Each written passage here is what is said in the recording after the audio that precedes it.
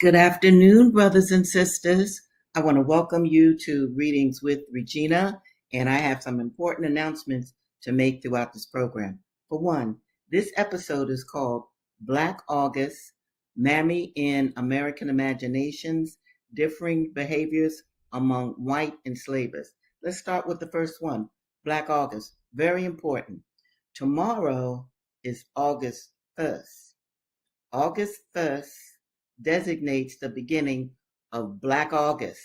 Black August was started back in the 1970s, and it had to do with the murders of a great intellectual prisoner, George Jackson.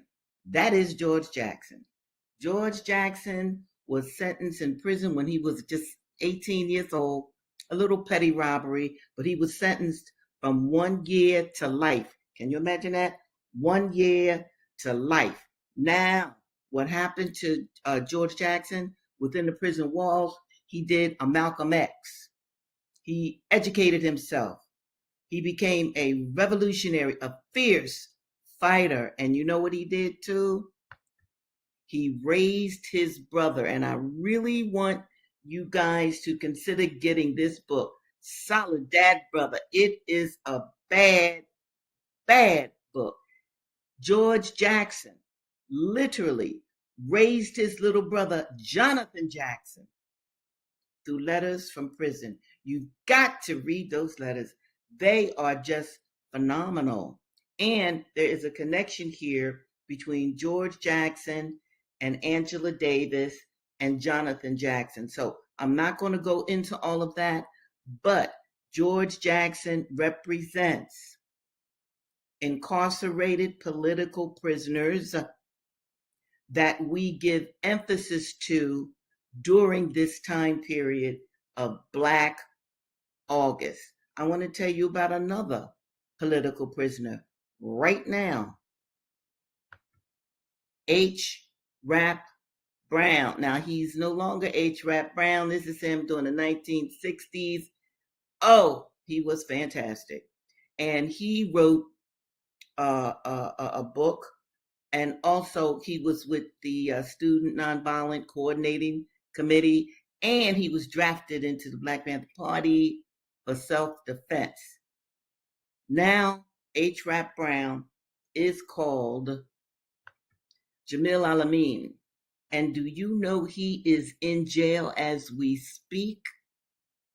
This man is in his 80s. But what this country does, just like you are hearing from the readings that I read to you, when you resist, this country will follow you throughout your life. And whenever they can, they will throw you back in jail. This brother, Jamil Alameen, should not be in prison. And Black August, we are looking into political prisoners and trying to get them out of prisons, because what it has become is elder abuse. And you do know, and if you don't, listen, the United States has more prisoners than any place else in the world. What does that tell you? And of course, you should also know Mumia Abu Jamal. You should know him because I've read to you from his book when I started this series, Murder Incorporated, Empire, Genocide, and Manifest Destiny. We've got to get Mumia out of jail. Mumia is my Panther brother.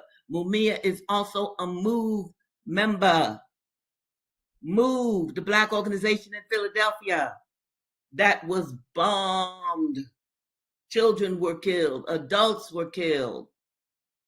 So, this month of Black August is an absolute time period for all of us of African descent to really look at the incarceral system in this country. If you know people who are in prison, get in touch with them. Stay in touch with them. If you want to know more, and I hope you do, about political prisoners, go to the Jericho movement, the Jericho movement. Do what you can for political prisoners. Understand, those of you, I know many of you who listen to me are young. Well, you know Tupac, don't you? Well, his stepfather, Matulu, was a political prisoner. So it is very important that we take our own destiny as Black people and people who support Black people into our own hands. That is key. You cannot rely on this system, a system that not only dislikes regular people because we're overtaxed, we're overworked, we're miseducated, but they have a special disdain for Black people that they have used for centuries during the enslavement period. Now, one more announcement before I get into the reading of today. Because it is Black August, I have other things to do, other commitments. So I will only be making videos once a week, probably on a Thursday. So I won't be sharing with you Tuesday and Thursday. It'll just be on Thursday throughout the month of August.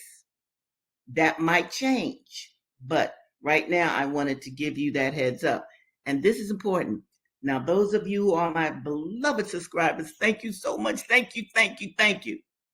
Just look for the notifications and also have people to like my videos. I was just informed that it's important that people hit that like button because it has something to do with the YouTube algorithms, which now I don't really understand. But anyway, I wanted you to understand Black August because that is our period to look at the political prisoner situation and even everyday prisoners who are incarcerated in these jails because these jails are not put together for the best interests of the men and women that they are holding. I read to you on Tuesday, if you were with me, what happened to Panther sisters who gave birth in prison. So we've got to look out for our brothers and sisters who are behind bars. Now, let me get to Dessa Rose. I want to read a little of that because Dessa Rose is about Mammy.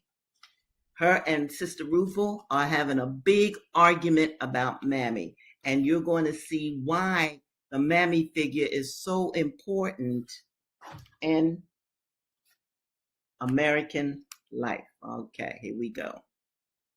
Let me get rid of this. There it is. All right, this is Dessa Rose. And, Rufel and Dessa are having a big argument about Mammy, the concept of Mammy. The white woman's baby started to cry, and the white woman made as if to rise to go to it. Dessa's voice overrode the tearful wail, seeming to pin the white woman to the chair. See, you don't even know Mammy's name. Mammy have a name, have children. She didn't. The white woman's fingers stabbing toward her own heart finally rose. She just had me. I was like her child. What was her name then? Dessa taunted. Child don't even know its own Mammy's name. What was Mammy's name? What? Mammy, the white woman yelled. That was her name. Her name was Rose, Dessa shouted back, struggling to sit up. That's a flower so red it looked black. When Mammy was a girl, they named her that count of her skin, smooth black, and they teased her about her breath because she worked around the dairy and it smelled like cow milk, and her mouth was slick as butter, her kiss tangy as clabber. You're lying, the white woman said coldly. She was shaking with fury. Liar, liar, she hissed. Dessa heaved herself to her knees, flinging her words to the white woman's face. Mammy gave birth to 10 children. They come in the world living. She counted them off on her fingers. The first one rose after herself. The second one died before the white folks named it. Mammy called her Minta after a cousin she met once. Seth was the first child lived to go into the fields. Little Rose died while Mammy was carrying Amos, carried off by the diphtheria. Thank God he spared Seth. remembering the names now, the way Mammy used to tell them, lest they forget. She would say, lest her poor lost children die to live in memory as they had in her world. Amos lived for a week, one Easter.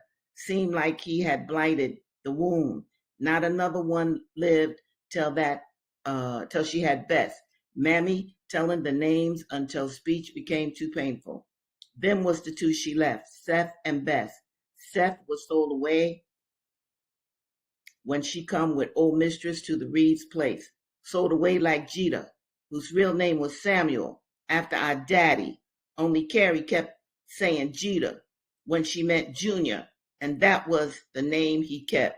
Bess, born 2 years before old mistress, married old Master Reeves, left 'cause she was sickly, died before Rose reached her new home. Even buried under years of silence, Dessa could not forget. She had started on the names of the dead before she realized that the white woman had gone. Both children were crying. Now, but Dessa's voice continued through their noise. Jeffrey died the first year. She came to the Reeves plantation. Caesar, 2 years older than Carrie, head kicked in by a horse. He was holding for some guest. Carrie was the first child born at the new place to live. Dessa Rose, the baby girl. Anger now spent, she wept. Oh, I pray Mammy still got Carrie May left. You see, people, Dessa Rose only knew slavery, and she was a field slave. She was not by white people in the big house. No, she was in the field. All she knew was the Mammy that she knew. It wasn't even clear in her mind that Mammy had become a thing in the white enslaver's imagination. And let me share it even further with you.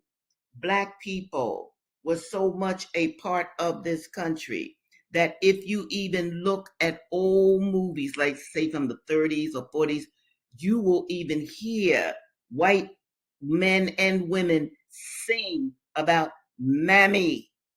Yes, trust me on that.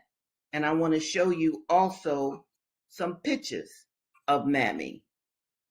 Now, this is an artifact. I collect such things. This is what Mammy became in the white imagination. And you might notice that this says apples and bananas and lemons and meat. And this was a household utility. Do you see this? Mammy had become a household instrument. And also, as you could tell, Mammy was made fun of by white people. Look at those lips. Look how black she is. Now, there's some very dark, beautiful Africans. I done seen them. Lord have mercy. They don't look like this. So this was a caricature of the black woman. This was a caricature of the black Mammy. She became something that could be put in the house. Because you see, this is a grocery list. So this means that whoever purchased this looked at this probably at least, if not every day, every other day, to see what groceries they need. And look at what it says. Reckon our needs. This is America. This is the America that enslaved your people. Absolutely. Now, let me show you another image of Mammy. Here she is. Here she is. This was from the 1920s, 1930s. Look at Mammy. Look at her eyes. And guess what this Mammy is? Guess. This Mammy is a piggy bank. Now, who would have a piggy bank? Huh? Who has a bank in America? Huh? Yeah, this is how white children were brought up to think about the black woman or one aspect of being a black woman. This is a bank. It is a mammy bank. See? So I'm showing you all this because I want you to understand how the image of the mammy was placed inside of the white imagination. And they even had restaurants for Mammy. Mammy's restaurant. I didn't even take pictures of that. I thought I would just share it with you. The black woman has been foundational in the Americas. She was owned for centuries. She labored for free for centuries. And she became a caricature among white enslavers and then just white people in general. So this is why it was important that I read from Dessa Rose that argument that she had with Rufo, the owner of the plantation where all the enslaved people were, because Rufo had one idea of Mammy,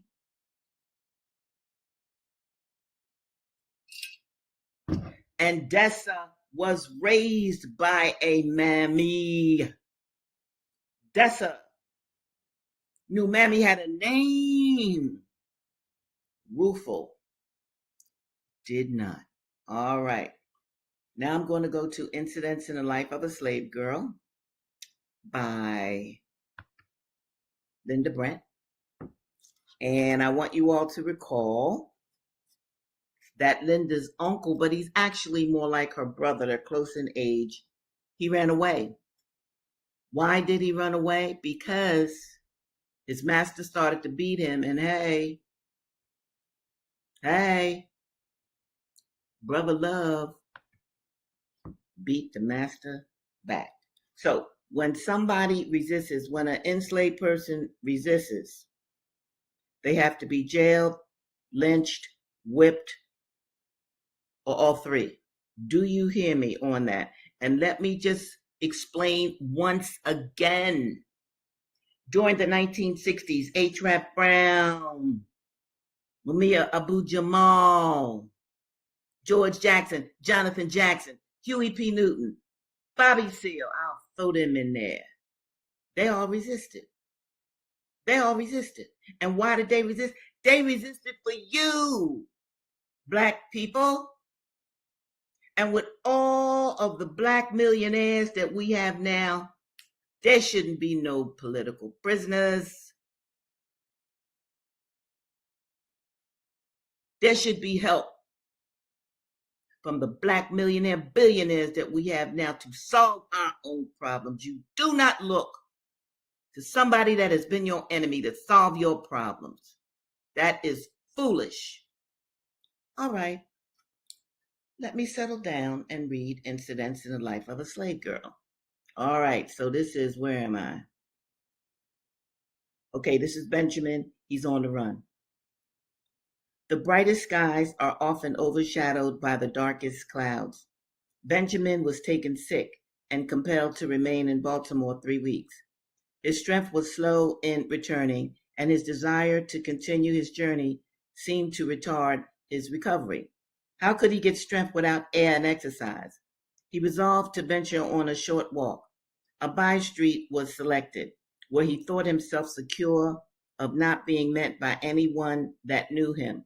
But a voice called out, "Hello, Ben, my boy! What are you doing here?"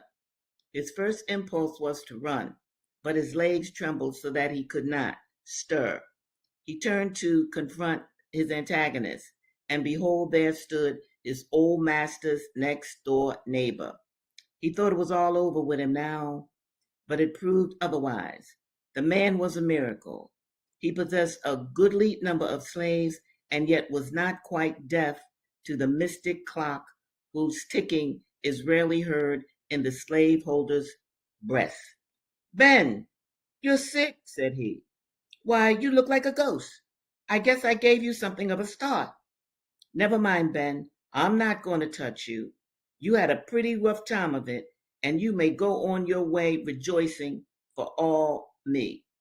But I would advise you to get out of this place quick, for there are several gentlemen here from our town. He described the nearest and safest route to New York and added, I shall be glad to tell your mother I have seen you. Goodbye, Ben. Benjamin turned away, filled with gratitude and surprised that the town he hated contained such a gem worthy of a purer setting. This gentleman was a northerner by birth and had married a southern lady. On his return, he told my grandmother that he had seen her son and of the service he had rendered him. Benjamin reached New York safely and concluded to stop there until he had gained strength enough to proceed further. It happened that my grandmother's only remaining son had sailed for the same city on business for his mistress. Through God's providence, the brothers met. You may be sure it was a happy meeting. Oh, Phil, exclaimed Benjamin, I'm here at last. Then he told him how near he came to dying, almost in sight of free land, and how he prayed that he might live to get one breath of free air. He said life was worth something now, and it would be hard to die. In the old jail, he had not valued it. Once he was tempted to destroy it, but something he did not know what had prevented him. Perhaps it was fear. He had heard that those who professed to be religious declared there was no heaven for self-murderers, and as his life had been pretty hot here, he did not desire a continuation of the same in another world. If I die now, he exclaimed, thank God I shall be a free man. He begged my Uncle Philip not to return to the South, but stay and work with him till they earned enough to buy those at home. See, they got to buy their other family members. They got to buy their other family members. They have to buy their other family members during slavery.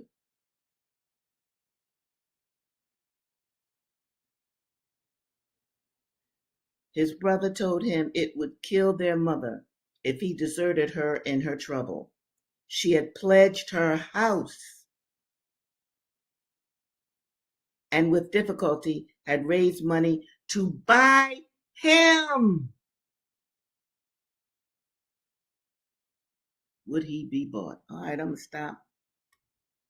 I'm going to stop right there.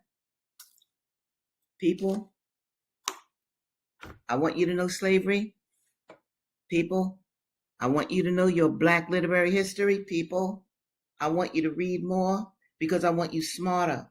I want you to figure out how best we could help each other solve our own problems and not just be running to a system that does not care about you or your ancestors or the ones that you're going to be bringing to this planet. All right. So the last book I'm going to read from is Clotel. And I told you, Clotel was Thomas Jefferson's daughter. The third president of the United States impregnated several Black women. And of course, he let his children be sold to the highest bidder. So one of the greats of so-called equal rights in this country was a slave holder. Understand that, people. And Cura, who was his old lady, his mistress, she was a very light-skinned sister. Okay? So their children were called quadroons. They were very, very, very, very, very light Black women. Okay. Now this is the quadroon's home. This is Clotel. It begins with a poem. How sweetly on the hillside sleeps the sunlight with its quickening rays, the verdant trees, the crown, the steeps, grow greener in its quivering blaze. Let me tell you something else that I've noticed too about these books written in the 19th century. They included a lot of poetry, which I love because I write poetry myself today. But it's like Poetry meant so very much more to writers than it does today. Is that my brother music? That's my greetings, brother music. Salute. All right now. So, poetry meant a lot. All right, I'm just going to read a little bit because I have some more I want to tell you. About 3 miles from Richmond is a pleasant plain with here and there a beautiful cottage surrounded by trees, so as scarcely to be seen. Among them was one far retired from the public roads and also hidden among the trees. It was a perfect model of rural beauty. The cottage was hired by Horatio Green for Clotel, that's the president's daughter, and the quadroon girl soon found herself in her new home. The tenderness of Clotel's conscience, together with the care her mother had with her, and the high value she placed upon virtue, required an outward marriage, though she well knew that a union with her prescribed race was unrecognized by law. That is, first of all, black people couldn't really get married either, but a black woman with a white man, that was totally out of the question. And therefore, the ceremony would not give her any legal hold on Horatio's constancy. But her high poetic nature regarded reality rather than the semblance of things. And when he playfully asked how she could keep him if he wished to run away, she replied, quote, "If the mutual love we have for each other and the dictates of your own conscience do not cause you to remain my husband, and your affections fall from me, I would not, if I could, hold you by any single fetter." Okay, I'm going to skip some because I want to get to this. She had a baby. Okay. She gets scared. She gets scared now for her baby. Why? Because even though her baby is white as snow, all right, because she's with a white man and she's already very light, that baby is still enslaved. That baby is still not free. That baby could still be sold. So the baby's name is Mary. Now, okay, I'm going to skip some more. I want to get to the rare loveliness of the child increased daily and was evidently ripening into a most marvelous beauty. The father seemed to rejoice in it with unmingled pride, but in the deep tenderness of the mother's eye, there was an indwelling sadness that spoke of anxious thoughts and fearful foreboding. Clotel now urged Horatio to remove to France or England, where both her and her child would be free and where color was not a crime. Actually, it still was, but it wasn't as bad as the States. This request excited but little opposition and was so attractive to his imagination that he might have overcome all intervening obstacle had not, and this is important, a change came over the spirit of his dreams. Horatio still loved Clotel, but he was now becoming engaged in political and other affairs, which kept him oftener and longer from the young mother. An ambition to become a statesman was slowly gaining the ascendancy over him. I'm going to stop right there. Look, it's no way in the world Horatio, the white dude, Clotel's old man, it is no way in the world he could be involved in politics, become a statesman with a quadroon wife. I mean, that was just unheard of. So you're going to see as I continue reading this a little later how Horatio changes. Okay, brothers and sisters, I want to go back before I sign off. I want to go back to where I began. This is Black August. All throughout the month of Black August, you are to consider what is going on behind bars with our political prisoners, our brothers and sisters that are still behind bars, in particular, our elder brothers and sisters. And I truly want you to look into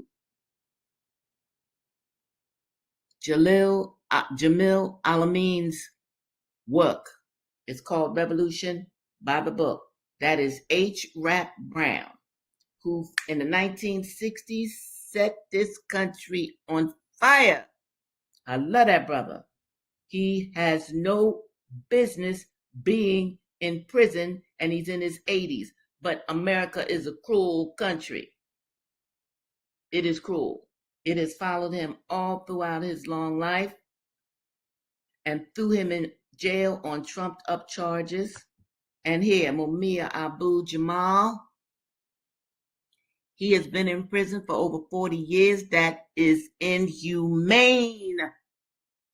So I want all of you to be thinking about how we could free our political prisoners. And let me just say this to you too, because this is key. See, the more people in prison, the more you have slavery. Oh, yes, you do. The more people in prison, the more you have slavery. Why is that? Because prison labor, they don't get paid.